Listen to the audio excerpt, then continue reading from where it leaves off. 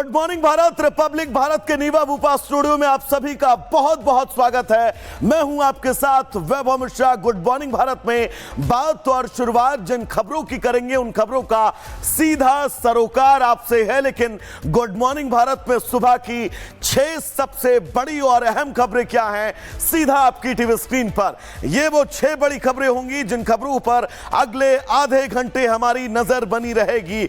दिल्ली में बीजेपी के मुख्यमंत्री पद का ऐलान, शपथ ग्रहण हो चुका है, मंत्रियों को पोर्टफोलियो बंट चुके हैं और अब एक्शन की क्या तैयारी है, क्योंकि तमाम दावे वादे करके बीजेपी इस बार दिल्ली की सत्ता पर काबिज हुई है। तो वहीं संगम स्नान को लेकर और संगम के पानी को लेकर लगातार सियासत हो रही है, उस पर भी एक नई रिपोर्ट सामने आई है जिसने इन सभी दावों को दरकिनार कर दिया है। तो वहीं संभल हिंसा में 3000 पन्नों की चार्जशीट, अब आगे क्या विस्तार से बताएंगे। रमजान पर दक्षिण के कई राज्य ऐसे हैं जो छुट्टी का ऐलान या तो कर रहे हैं या फिर रियायत की मांग कर रहे हैं। एक एक तस्वीर इस सियासत से जुड़ी। तो वहीं तेल अवीव में कुछ बसों के अंदर विस्फोट हुआ है, जिसके बाद इजरायली सेना एक्शन में है। तो वहीं छठी और सबसे बड़ी तस्वीर, जिस अमेरिका के सहारे की बात जेलेंस्की लगातार किया कर रहे थे, क्या वो अमेरिका अब जेलेंस्की के पाले से अलग होता जा रहा है और क्या अब जेलेंस्की इस युद्ध के बीच अलग थलग पड़ गए हैं। ये वो 6 बड़ी खबरें होंगी जिन खबरों पर विस्तार से एक एक अपडेट हम आप तक पहुंचाएंगे, एक एक तस्वीर आप तक पहुंचाएंगे और वादा है कोई भी तस्वीर आपसे नहीं छूटेगी। और बात गुड मॉर्निंग भारत में एक बड़ी खबर की करेंगे। दरअसल प्रयागराज महाकुंभ से जुड़ी यह बड़ी खबर है। महाकुंभ में एक बार फिर से आग की घटना सामने आई है। सेक्टर 19 में देर रात आग लगी है। 10 फायर ब्रिगेड की गाड़ियों ने कड़ी मशक्कत के बीच आग पर काबू पाया। आग लगने के कारणों की फिलहाल जांच जारी है। यह तस्वीर महाकुंभ क्षेत्र के सेक्टर 19 की, जहां पर आग लगने के बीच किस तरह से सघन रेस्क्यू ऑपरेशन चलाया गया। दमकल कर्मी, फायर फाइटर लगातार ग्राउंड पर नजर आए और हर मुमकिन कोशिश की गई कि जल्द से जल्द इस आग पर काबू पाया जाए।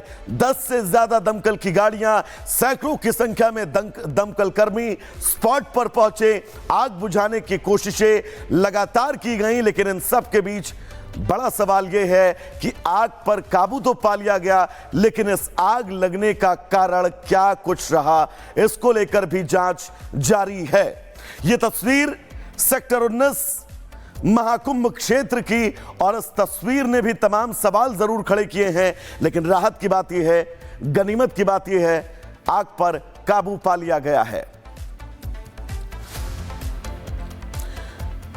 तो चलिए महाकुंभ की इन तस्वीरों के बीच अब आगे बढ़ेंगे और बात इजराइल से आ रही बहुत बड़ी खबर की करेंगे। दरअसल इजराइल की राजधानी तेल अवीव धमाकों की साजिश से दहला है। कई लोकल बसों में धमाके हुए हैं, कुछ जिंदा बम भी बरामद किए गए हैं। फिलहाल जांच एजेंसियां इन धमाकों की लगातार जांच कर रही हैं। तो इन धमाकों के बीच सवाल यह है, युद्ध विराम के हालात और इन युद्ध विरामों के हालात के बीच तेल अवीव में यह खबर अपने आप में चौंकाने वाली है। न सिर्फ इजराइल के लिए, बल्कि इजराइल की जो जांच एजेंसियां हैं, फिर वो चाहे मोसाद ही क्यों ना हो, उसके लिए बड़ा प्रश्न चिन्ह है।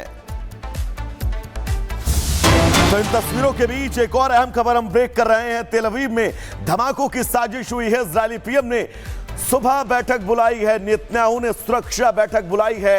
इजरायली परिवहन मंत्री का फैसला सामने आया है।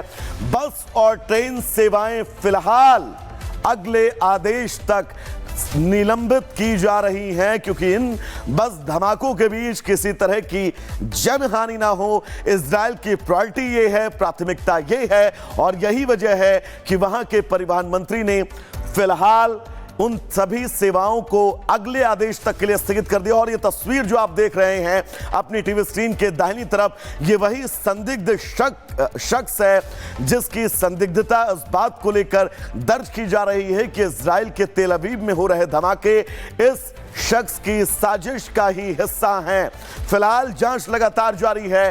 पीएम नेतन्याहू लगातार बैठकें कर रहे हैं, लेकिन इन बैठकों के बीच सबसे अहम बात यह कि आखिर इजराइल के तेल अवीव में ये धमाके क्या कोई बड़ा संदेश देने के लिए किए गए हैं? तो चलिए उस बीच एक और अहम खबर आपको बता दें। दरअसल सोल लीडरशिप कॉन्क्लेव का पहला संस्करण आज आयोजित किया जाएगा। पीएम मोदी कॉन्क्लेव का उद्घाटन करेंगे। सुबह 10:30 बजे का वक्त होगा जब भारत मंडपम में इस कॉन्क्लेव का आयोजन किया जाएगा। प्रधानमंत्री इस सभा को संबोधित करेंगे। भूटान के पीएम इस कार्यक्रम के मुख्य अतिथि के तौर पर आज भारत मंडपम में आपको नजर आएंगे। प्रधानमंत्री नरेंद्र मोदी का आज बहुत अहम संबोधन, और इस संबोधन के बीच सुनना होगा प्रधानमंत्री नरेंद्र मोदी आखिर क्या कुछ कहते हैं।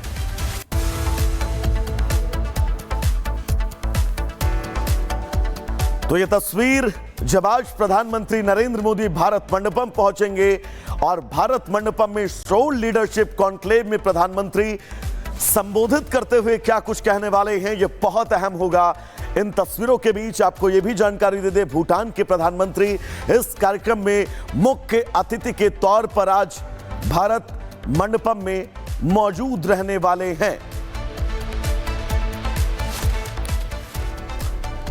तो चलिए दर्शकों, बात अब संभल हिंसा की करेंगे। दरअसल संभल हिंसा को लेकर साठा गैंग के गुर्गे ने जो खुलासा किया है उससे हर किसी के होश फाख्ता हो गए और अब इस मामले में एसआईटी ने भी अपनी चार्जशीट दाखिल कर दी है। करीब 3000 पन्नों की चार्जशीट क्या कुछ कह रही है और कैसे साठा गैंग ने विष्णु शंकर जैन की हत्या की साजिश रच डाली, इस रिपोर्ट में विस्तार से आपको बताएंगे।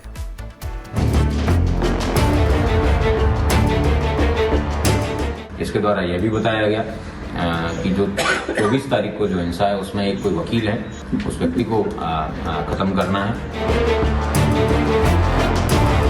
संभल हिंसा को लेकर अब तक कई सनसनीखेज खुलासे हो चुके हैं, लेकिन अब इस मामले में जो कनेक्शन सामने आया उसे जानने के बाद आप यकीनन दंग रह जाएंगे। दरअसल यूपी पुलिस ने हिंसा मामले में शारिक साठा गैंग के गुर्गे को गिरफ्तार किया और उसने पूछताछ में अब तक का सबसे बड़ा खुलासा किया। संभल में दंगे की आड़ में एक बड़े हिंदू चेहरे की हत्या की साजिश का जाल बुना गया था। गुलाम ने बताया कि वो शारिक साठा गैंग के लिए हथियारों की तस्करी का काम करता है। पिछले काफी समय से हथियारों की तस्करी का धंधा कम हो गया था। इसके चलते दुबई में बैठे शारिक साठा और गुलाम ने ये पूरा प्लान बनाया। सर्वे के दौरान वकील विष्णु शंकर जैन की हत्या की साजिश रची गई, जिससे हिंसा भड़केगी और हथियारों की तस्करी फिर शुरू हो जाएगी। विष्णु शंकर जैन देश के जाने माने वकील हैं।